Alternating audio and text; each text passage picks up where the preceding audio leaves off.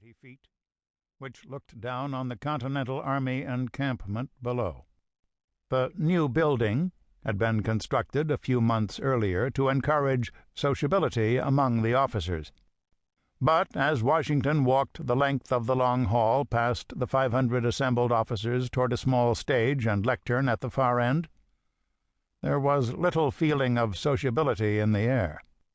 The spectacle presented by the officers, many of them with faces set in anger, deepened Washington's gloom. Everything about their appearance testified to the shameful neglect they had suffered at the hands of the Continental government, from their torn and soiled uniforms to their worn-out boots and gaunt faces. And these were the privileged few, the officers. Washington knew that the enlisted men, waiting in their barracks for news of the outcome of the meeting, had suffered even greater privation.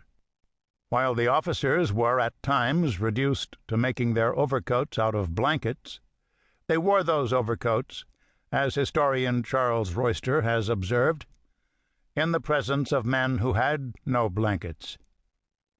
Forced to endure bitterly cold winters, often clad in uniforms pieced together from an old hunting shirt, overalls, or even rags, and subsisting on a diet barely adequate to keep body and soul together, the ordinary foot soldiers in Washington's army had every reason to believe their country had betrayed them.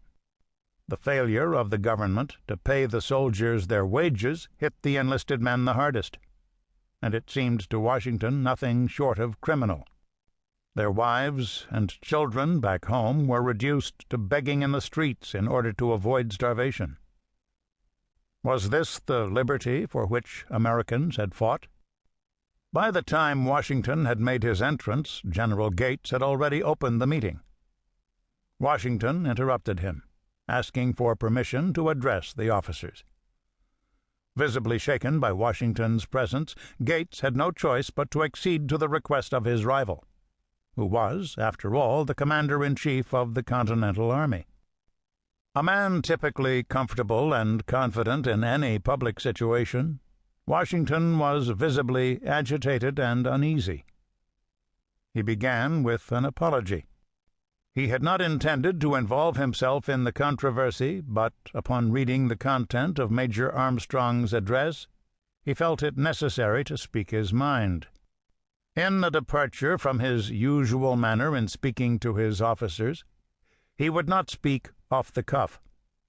Instead, he took from the pocket of his coat a speech he had painstakingly written out the day before. He began by vowing that he would extend every effort and power at his command in the attainment of complete justice for all of your trials and dangers. But then, assuming a suppliant tone, he proceeded. "Let me entreat you, gentlemen, on your part, not to take any measures which, viewed in the calm light of reason, will lessen the dignity and sully the glory you have hitherto maintained. Let me request you to rely on the plighted faith of your country, and place a full confidence in the purity of the intentions of Congress.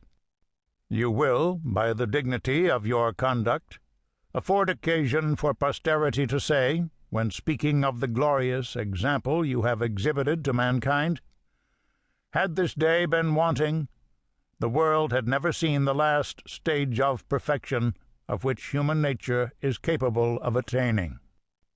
It was an impressive ending, perhaps as impressive a speech as Washington had ever given. But looking out at his audience, he could see that many of the officers remained unmoved. At that point he pulled from his pocket a letter from one of his Virginia friends, Joseph Jones, a delegate to the Continental Congress, who had written him expressing sympathy for the plight of the soldiers and promising to work in the Congress to honor the government's obligations to them. The letter was scrawled out in barely legible form, and Washington stumbled over its first few sentences. Disoriented, he searched in the pocket of his coat once again and pulled out a pair of spectacles that had recently been sent to him by the Philadelphia scientist David Rittenhouse. It was probably